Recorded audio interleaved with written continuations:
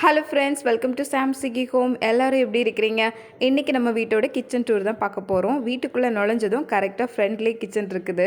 ரொம்ப சின்ன கிச்சன் தான், ஆனால் எல்லா வசதிகளோடு இருக்கிறதுனால வேலை பார்க்குறதுக்கு ரொம்ப வசதியாக இருக்கும். ஃப்ரெண்ட்லி பிளக் போர்டு இருந்ததுனால அதில் ஃப்ரிட்ஜ் வச்சுக்கிட்டோம். இது மேலே ஒரு பிளேட்டு ஏதாவது ஃப்ரூட்ஸ் வாங்கினா வைக்கிறதுக்காக அப்படியே ஒரு சின்ன வாட்டர் பாட்டிலில் செடி போட்டு வச்சுருக்கிறேன்.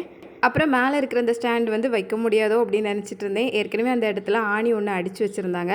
சரி அப்படின்னு மாட்டி பார்க்கவும் கரெக்டாக இருந்தது. ஆனால் ரொம்ப வெயிட்டான பொருள்லாம் வைக்க முடியாது, ஏன்னா ஒரு ஆணி தான் இருக்குங்கிறதுனால தாங்காது.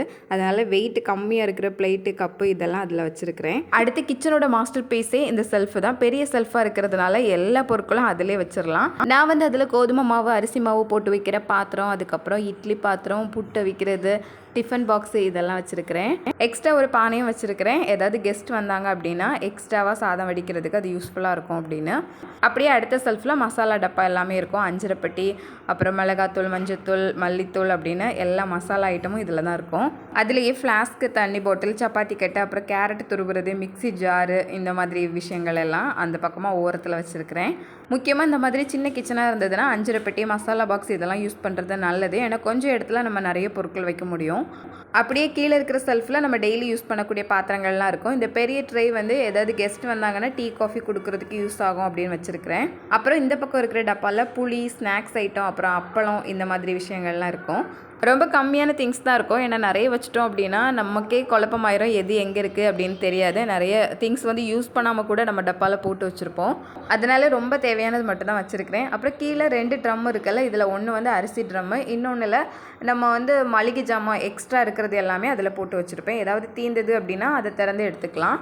அப்புறம் கீழேயுமே கொஞ்சம் பாத்திரங்கள், அதுவும் டெய்லி யூஸ் பண்ணுறது தான். ஒரே பாத்திரத்துக்குள்ளே 4-5 பாத்திரங்கள் சேர்த்து போட்டு அந்த மாதிரி வச்சுருக்கிறேன்.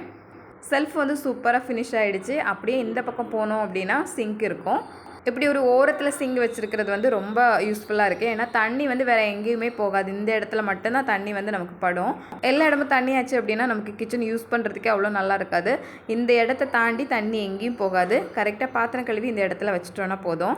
2 பைப் இருக்குது. ஒன்று வந்து நல்ல தண்ணி பிடிக்கிறதுக்காக, ஒன்று வந்து நம்ம டெய்லி பாத்திரம் கழுவுறதுக்கு யூஸ் பண்ணுற மாதிரி போர் வாட்டர். மேலேயே ஒரு செல்ஃபு கொடுத்துருக்குறாங்க. அதில் வந்து பாத்திரம் கழுவுற சோப்பு, ஸ்க்ரப்பு, அதுக்கப்புறம் இந்த கவுண்டர் டாப்லாம் க்ளீன் பண்ணுறதுக்கான லிக்விட் இதெல்லாம் வச்சுருக்கிறேன்.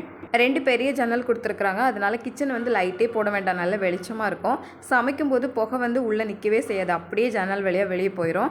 அதனால நம்ம சமைக்கும்போது கூட அவ்வளோ ஹீட்டாக இருக்காது. இந்த ஜன்னலில் கூட ஏதாவது திங்ஸ் வந்து வச்சுக்கலாம். பட் நான் வந்து ப்ளைனாக இருக்கட்டும் அப்படின்னு விட்டுட்டு அதில் 2 பவுல் மட்டும் வச்சுருக்கிறேன்.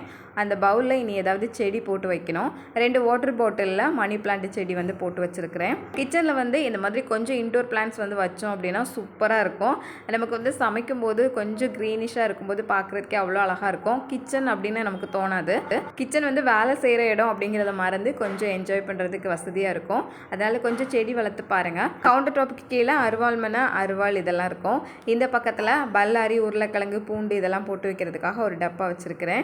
வாரத்துக்கு ஒரு தடவை தானே வாங்குவோம், அதனால் இந்த டப்பா வந்து எனக்கு கரெக்டாக தான் இருக்கும். கூடவே ஒரு மண் பாத்திரம் இருக்குது. கிச்சனில் கண்டிப்பாக மேட் யூஸ் பண்ணுங்கள்.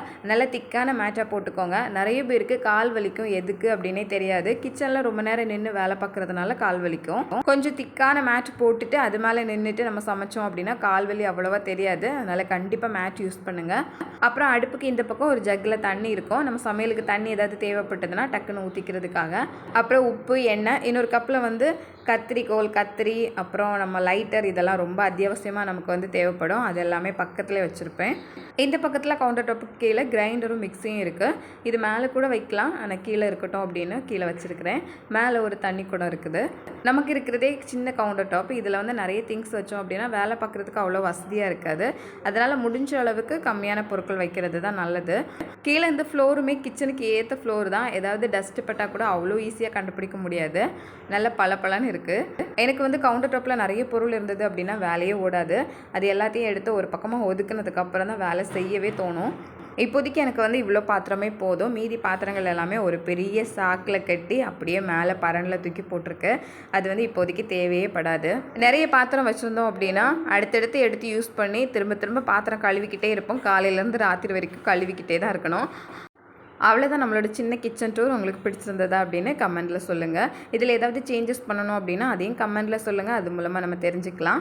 குட்டி கிச்சனாக இருக்குது, செல்ஃப் இல்லை அப்படின்னா கடையில் ரெடிமேடாக கிடைக்கிற செல்ஃப் வந்து நம்ம வாங்கி யூஸ் பண்ணிக்கலாம்.